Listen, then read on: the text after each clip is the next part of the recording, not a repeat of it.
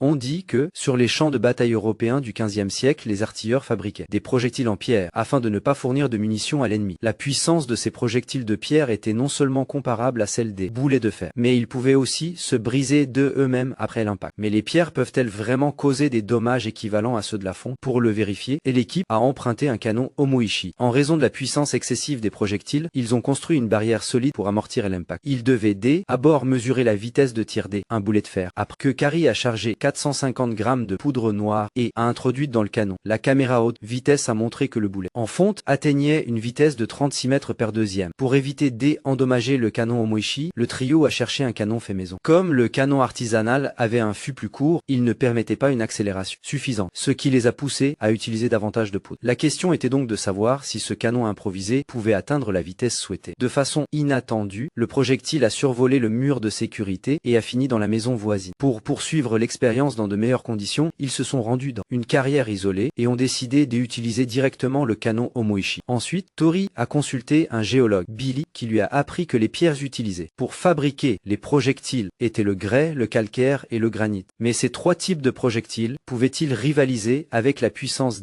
un boulet d'acier? Pour uniformiser la vitesse des tirs, Kari calcula la quantité de poudre nécessaire en fonction du poids de chaque projectile. Les tests confirmèrent que les trois types de boulets répondaient aux exigences et atteignaient une vitesse comparable à celle du boulet en fonte. Ils construisirent ensuite un mur de 2 mètres d'épaisseur en briques. Tout étant prêt, il était temps de commencer l'expérience de référence avec le boulet de fer. Sa puissance était incontestable, il transperça 2 couches de briques et pulvérisa 4 blocs. Restait à savoir si les projectiles en pierre pouvaient égaler cette puissance tout en se désintégrant d'eux-mêmes. Le premier testé fut le boulet en grès. Bien qu'il se soit réduit en poussière à l'impact, il n'atteignit que la moitié de la puissance du boulet de fer. Ensuite, le boulet en calcaire, plus dur, traversa une couche de briques et en brisa 3, atteignant presque le niveau de destruction du boulet de fer tout en éclatant à l'impact. Mais qu'en serait-il du granit, encore plus résistant? Le boulet en granit causa des dégâts équivalents à ceux du boulet de fer et se désintégra finalement lui-même. Il semble donc que les projectiles en pierre puissent tout à fait égaler la puissance des boulets de fer, tout en se détruisant automatiquement, empêchant l'ennemi de les récupérer.